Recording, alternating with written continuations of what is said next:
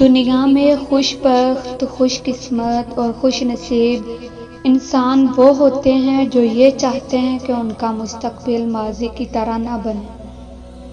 بعض لوگ ایک ایسی ٹرین میں بیٹھے ہوتے ہیں جو ٹھہری ہوتی ہے۔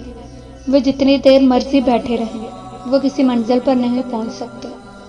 اگر آپ اپنا مستقبل بدلنا چاہتے ہیں تو اس ٹرین میں سوار ہونا پڑے گا جو چل رہی ہے۔ مسئلہ ہمیشہ کے لیے نہیں آتا، لیکن انسان کی نفسیات ایسی ہے کہ وہ سمجھتا ہے کہ یہ تکلیف شاید ہمیشہ کے لیے ہے۔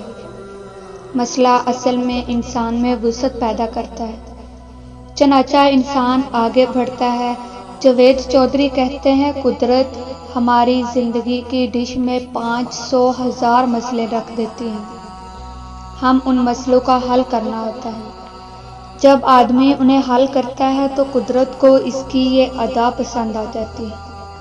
پھر قدرت ایک دن اس کے سامنے بڑا مسئلہ رکھ دیتی ہے، وہ اس کو بھی حل کر لیتا ہے۔ پھر قدرت اسے انعام دیتی ہے، اور وہ انعام یہ ہوتا ہے کہ ساری دنیا اس کو نیوٹن کے نام سے، آئنسٹائن کے نام سے اور حضرت امام غزالی کے نام سے جاننا شروع کر دیتی ہے۔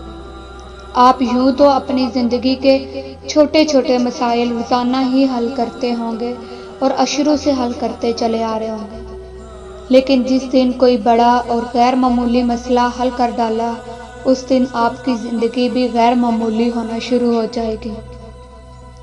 اس دن آپ کے روشن مستقبل کی جانب آپ کا سفر شروع ہو جائے گا۔ انسان کے پاس سب سے بڑی طاقت فوکس کی طاقت ہے۔ فوکس کیا ہے؟ ہمارا فوکس اسی طرح ہوتا ہے جس طرح فرض کیجئے کمرے میں اندھیرا ہو اور ہاتھ میں ٹارچ ہو۔ آپ کی ٹارچ کا رخ جس طرف ہوگا، آپ کا فوکس اسی طرف ہوگا۔ چنانچہ ہمیں پوری دنیا میں وہی نظر آتا ہے جس پر ہم فوکس کرتے ہیں۔ بعض اوقات فوکس ہی اتنا عجیب و غریب ہوتا ہے کہ آدمی کہتا ہے مجھے عجیب و غریب نظر آ رہا ہے۔ بابا جی اشفاق احمد اپنے استاد سے کہتے ہیں کہ مکھی کی 86 آنکھیں ہوتی ہیں۔ استاد نے جواب دیا، لعنت ہے ایسی مکھی پر جس کی 86 آنکھیں ہیں، لیکن پھر بھی وہ گندگی پر بیٹھتی ہے۔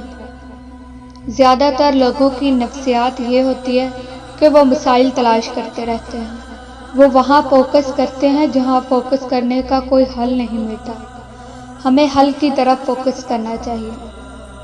جب بندہ حل کی طرف فوکس کرتا ہے تو مسئلے کو حل کرنے کے نئے نئے طریقے سامنے آنے لگتے ہیں۔ فوکس اس مجنوں کی طرح ہے جو ایک نمازی کے سامنے سے گزرتا ہے تو نمازی نماز توڑ کر اس کا گریبان پکڑتا ہے اور کہتا ہے تم میری نماز کے آگے سے کیوں گزرے؟ مجنوں جواب دیتا ہے میں تو لیلا کے پیچھے جا رہا تھا، مجھے تو تمہاری نماز کا پتہ نہیں چلا، لیکن حیرت ہے تمہاری نماز پر کہ جس کے دوران تم نے مجھے دیکھ لیا۔